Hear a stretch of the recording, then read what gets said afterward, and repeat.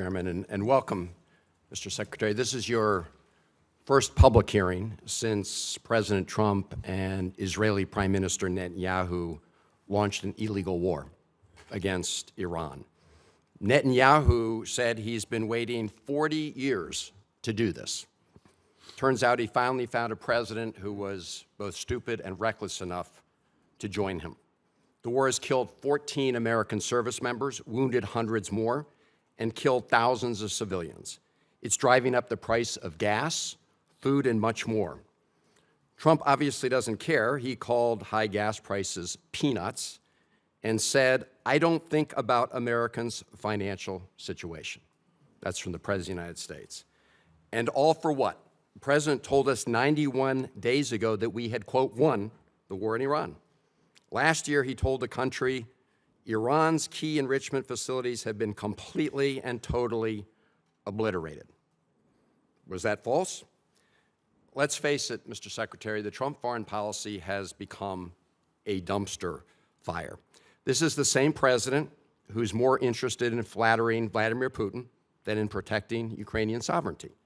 The president who lifted restrictions on the transfer of sophisticated U.S. chips to China, but came back from his trip there with nothing but ballroom envy. He tweeted about that the other day. This is the president who brought on Elon Musk to take a chainsaw to AID, which has enabled the current Ebola outbreak in the DRC. We've also witnessed corrupt crypto deals with the UAE royal family that have enriched the Trump family at the expense of our national security. We've seen an administration engage in extrajudicial killings in the Caribbean, hijack Venezuelan oil, threaten to invade Greenland, and weaken the NATO alliance. Here at home, a Reagan-appointed judge said that you and former Secretary Noem abused your powers when you locked up and still seek to deport students for protesting the destruction of Gaza. The Reagan-appointed judge said you did that, quote, primarily on account of their First Amendment-protected political speech. Speaking of Gaza, the so-called Board of Peace seems to have run aground.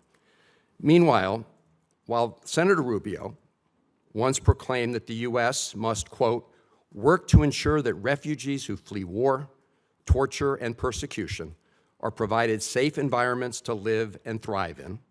Now, as Secretary of State in this administration, you have capped refugees at a record low of 17,500, and white South Africans, Afrikaners, have comprised roughly 99% of those slots, Mr. Secretary. A race-based refugee system. At the same time, the president's preventing Cuban political refugees from entering the United States, even as you've imposed a near oil blockade on that repressive regime.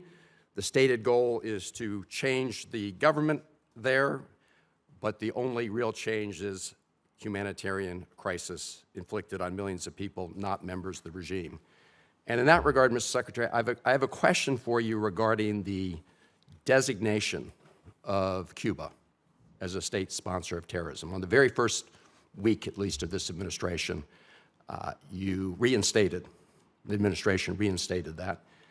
And in a recent January 26 EO, you made statements suggesting connections to Hezbollah and Hamas.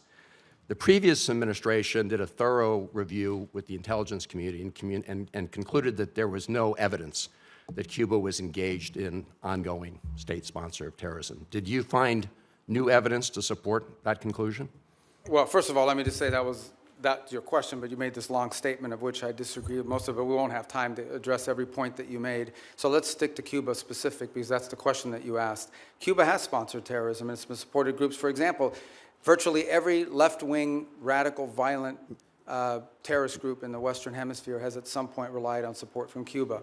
The ELN, the FARC dissidents, including them, have been involved there. We also know, for example, that Cuba continues to host a pretty substantial collection intelligence sites on behalf of the Chinese and the Russians. But you look at the region and you look at all of these leftist Marxist terrorist organizations, all of them, in many cases, got their seed money from the Cubans. Mr. Secretary, if I can move on. I noticed you did not answer my question, because my question specifically related to whether there was new evidence to support that conclusion. I can just tell you— Why would I need new evidence?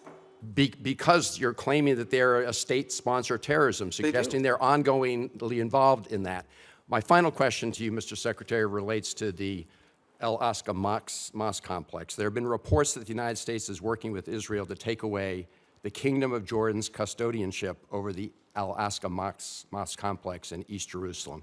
Can you confirm today that there's no truth? I'm not even aware of those reports. There are reports, so I was hoping you could confirm. Is that like a media report or? There have been several media reports. Yes. Ah, well, you know the media is always accurate. No, they're not, and that's why I'm getting. Yeah, no, I've never even So heard if that. That's you the could first just- time I even hear anybody discuss that. All right, well, I'm glad to hear that, Mr. But we have a Thank you. great relationship with Jordan, you know, and we're very helpful. So I've just never heard that before. You should, I don't know what article you're referring to, just give it to me, I'll look at it. I'm happy to. Is it a credible website or? I'm glad to hear you say, Mr. Secretary, there's no truth. I've never heard that discussed by Thank you. anybody. Thank you much. Senator Paul, you're up next. Oops, I'm sorry. Senator Daines was here earlier. I apologize, Senator. Senator Daines. Chairman, thank you. Ranking Member Shaheen, good to see you as well. One of the underreported successes for your diplomacy and this administration